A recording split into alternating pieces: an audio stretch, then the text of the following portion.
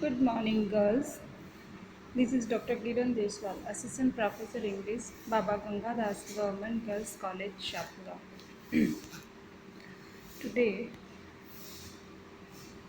I will teach you this story, this route, which we read in our last in my last video lecture, which I have shared on WhatsApp group. So, in continuation to that story, let us begin with. Let me sum up the last video.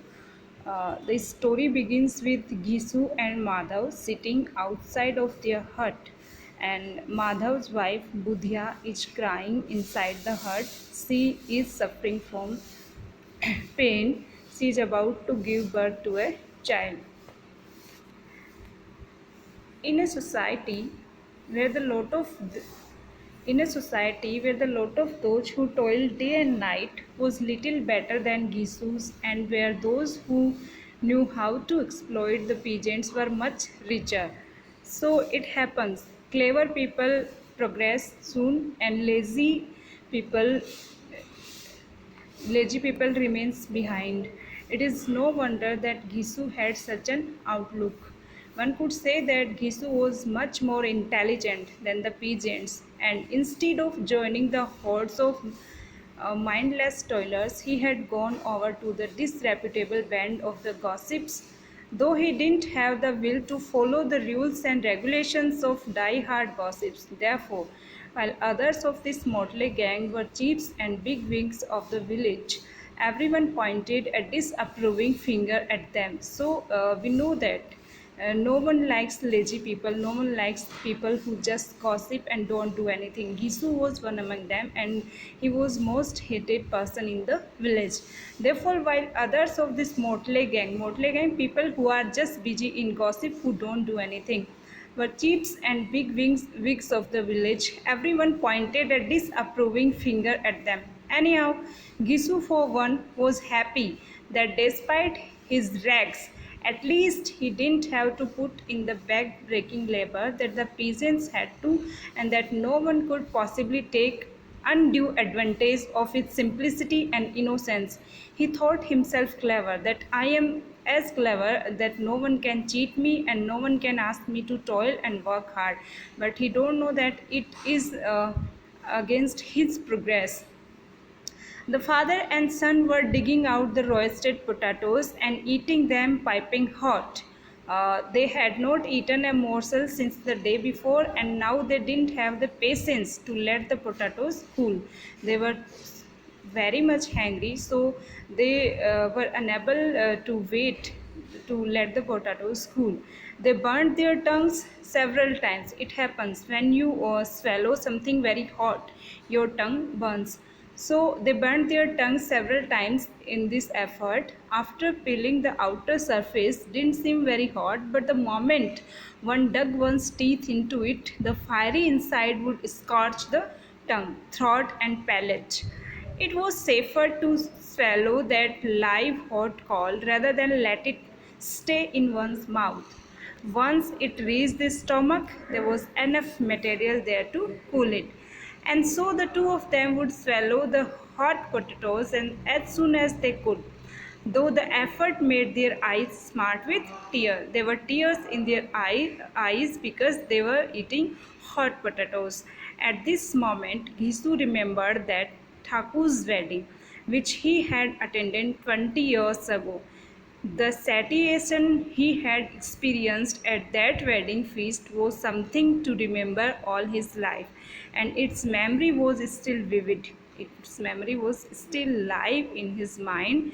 He said, I can't ever forget that feast. I have never eaten such a meal again. Not have I gorged myself like that ever again. The bride's family had served everybody with puris, everybody. It was not customary to serve puris to everyone, but it was a rich family, so the bride's family served puri to everybody. Old and young, everybody ate those puris. Puris made in real ghee, chutney, spicy yogurt, three different kinds of greens, a curried vegetable, curd, and sweets. How can I describe the relish and taste of that food? Now Gisu is remembering, he is recalling his past, the memory of his past where he had attended a marriage feast. He has attended a marriage and he let delicious food and no shortage of anything. You could ask for whatever you wanted and eat as much as you wanted. Everyone ate so much that they could not sip even a drop of water. And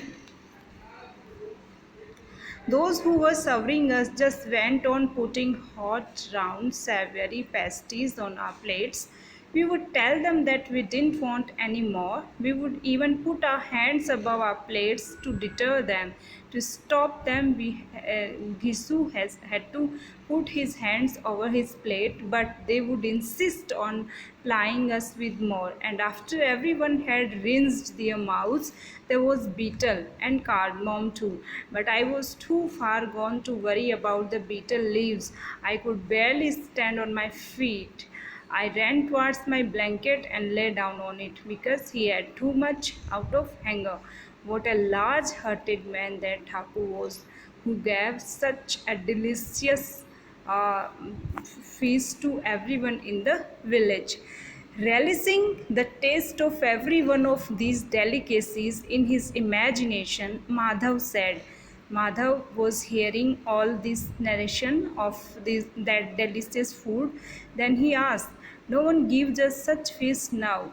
So these people don't want to do anything. They just want that someone give us food and we don't have to do anything.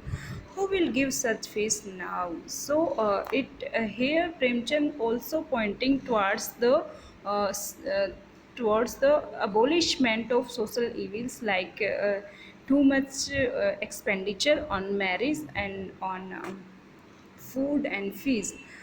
uh, that was an altogether different time and age. Now time has changed, we are living in modern age. Now everyone thinks of cutting corners. Don't spend on marriages, don't spend on funerals. Someone ought to ask such people where they are going to stash all the wealth they have hoarded by fleecing the poor. They never think of cutting down on their hoarding.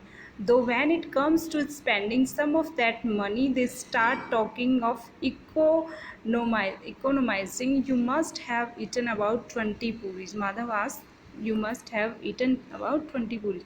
"I ate more than 20. I would have eaten 50. I couldn't have eaten any less than 50. I was a strong young lout. You are barely half my size." After finishing the potatoes, they drank some water and right there in front of burnt out fire wrapped themselves in their dhotis and went off to sleep. No worry about Budhya, no care about Budhya. They don't want to see how she is. They looked like two enormous spoiled pythons, and Budhya was still mourning. This is the tragedy of the situation. So this was the first part of the story. Father and son just sitting and eating potatoes. No worry about the suffering Budhya. In the morning, what happens? In the morning, Madhav entered the hut and saw that his wife had turned cold. She died in childbirth. Flies were buzzing around her face and her stony eyes were gazing upwards. Very pathetic condition.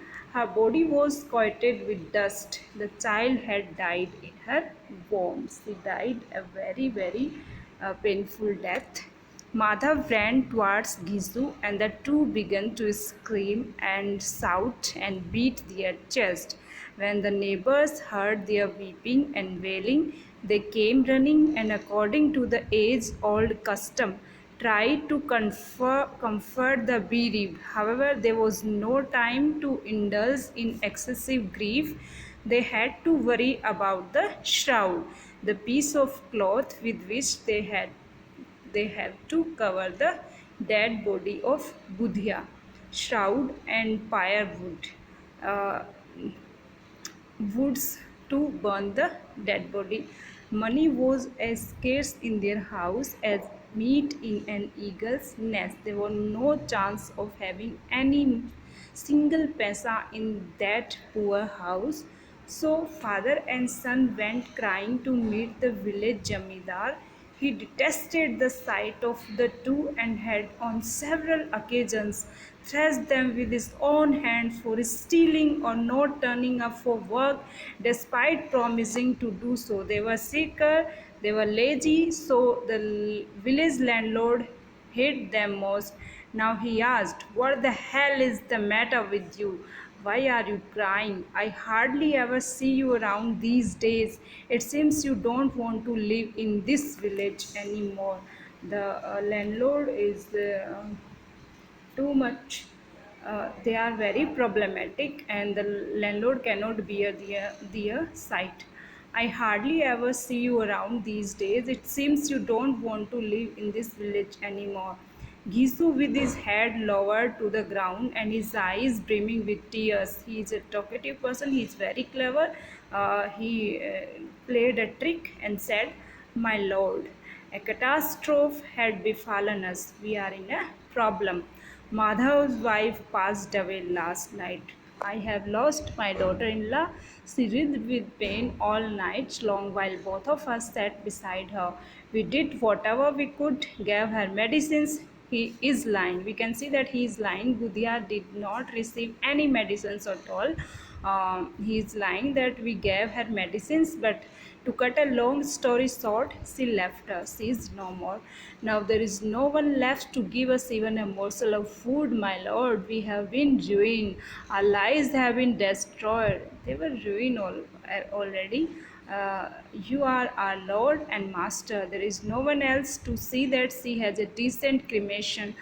Whatever little we had went towards her care and medicines. He is lying again. Now, if your excellency is benevolent, if you are kind, she can be given her last rites. We can fulfill her death rites, death rituals. Whose door can we go to accept? Yours. Jamidar Sahib was a kind man, but to show kindness to Gisu was like trying to dye a black blanket. He will not change. He will never change. Jamidar Sahib felt like telling him to go to hell. Uh, Jamidar felt that I should tell him that go to hell, but this was not the occasion. He was a kind man, he was a liberal man. Normally, the fellow doesn't even bother to show up, even when you send for him. And now that he wants something, he has come with his uh, negret- negotiating words, lazy beggar. Gisu is a lazy beggar. But he knew it was not the right moment for giving vent to his anger or meting out punishment. Farted, he pulled out 2 rupees and flung them on the ground, but he did not utter one word of sympathy because Gisu doesn't deserve that. He did not utter one word or look at Gisu. It was as though he had done his duty and eased a load from his head. Since Jamidar Sahib had given 2 rupees, how could the village money lenders and merchants dare refuse? Gisu knew how to broadcast the fact that Jamidar Sahib had already given him the money. Someone gave 2 annas, another contributed 4 annas. Within an hour, Gisu had collected the tidy sum of 5 rupees. He got grain from somewhere, wood from another. At noon, he and Madhav set off for the market to buy the shroud. Already, a few people had offered to chop some bamboo for the pyre. Thanks for watching.